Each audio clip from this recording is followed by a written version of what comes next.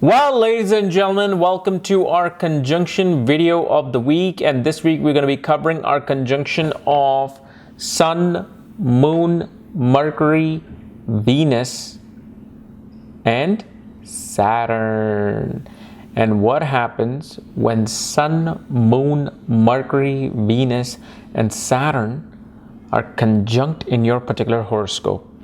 And as always, if you do not know if you have this conjunction, what sign it's in, what nakshatra it's in, all your other astrological details, for that check out the links here. Check out my full astrological report, including my books, Astrology, Conjunction, Aspects, and Mahadashas at the Speed of Light, including all my consultations at this link. So, when you have this 5 planetary conjunction, and as I have said before, with my other planetary conjunction videos, is that 5 planets pretty much, first of all, equals confusion. A person is just, especially when you have Sun and Moon, okay, the two luminaries, the luminaries of your soul, the luminary of your mind. Well, now they are together with Mercury, Venus, and Saturn.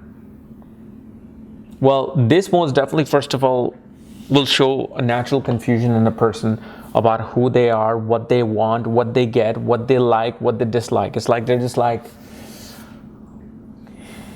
man, I don't know where to go.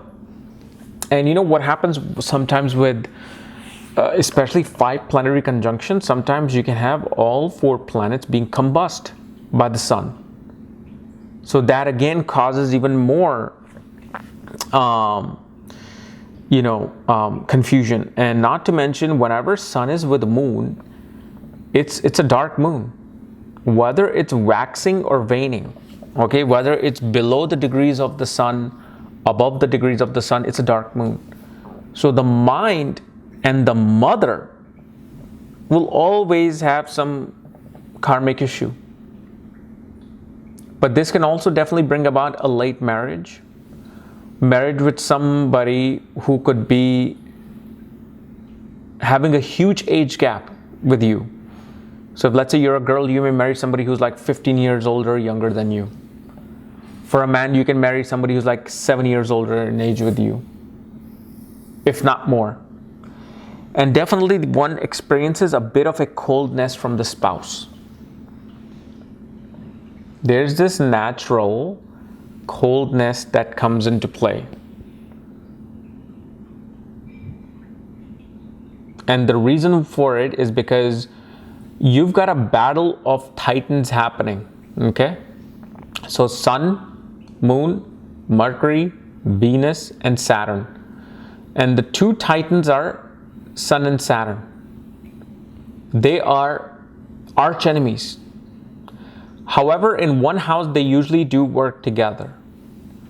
But when these 3 planets are also in the middle of the war, and some are taking the sides of Saturn, some are taking the sides of the Sun, then it truly is a battle. They're working together, but also there's fighting. So again, there's this natural fluctuation that comes in a marriage, relationships with aunts, uncles, siblings, your bosses. It's like a constant conflict that occurs.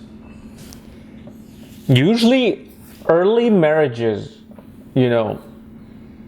are just always full of either coldness, bitterness, or ego. These 3 things are always working simultaneously, especially in a man's chart. And especially in a man's chart, you will attract a spouse who will be much older in age with you and will become more of an authoritative figure in your life. They'll act as your father. Where are you going? What you're doing? How you need to do this? How you need to do that? How you need to behave?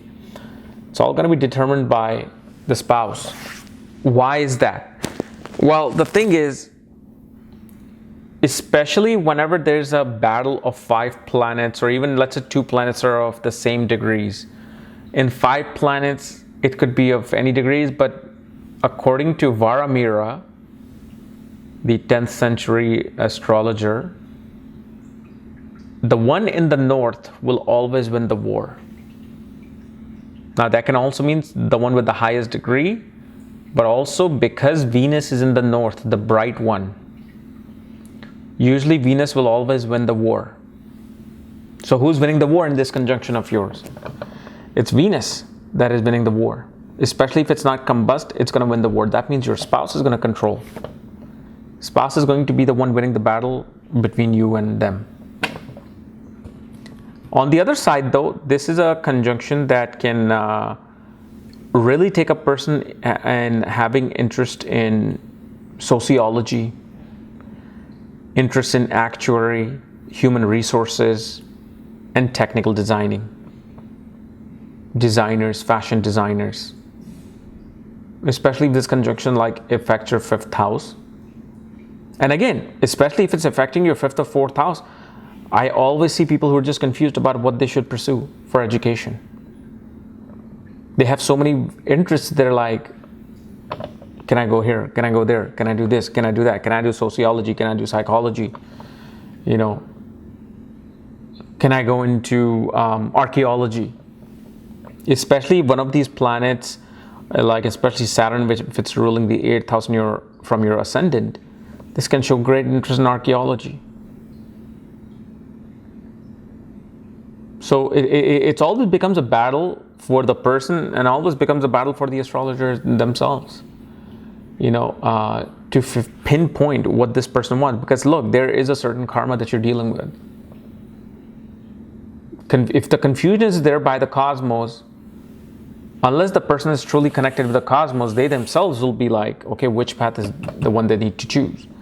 And obviously for that, we always rely upon divisional charts in astrology, like the Navamsha, so, you know, Sastyamsha, or especially in this particular case, you know, I would also use Saptamsha, the D7 chart. But anyway, that's another discussion for another time. So anyway, guys, this was my analysis of Sun, Moon, Mercury, Venus, Saturn conjunction. If you're new to my channel, subscribe below if you want to know where your Saturn is or where your planets are placed, all the other astrological details, my books, reports, consultation, and my new astrology school, Magha Vedic Astrology Academy. For all of that information, check out the links here. Otherwise, we'll see you later. Bye-bye.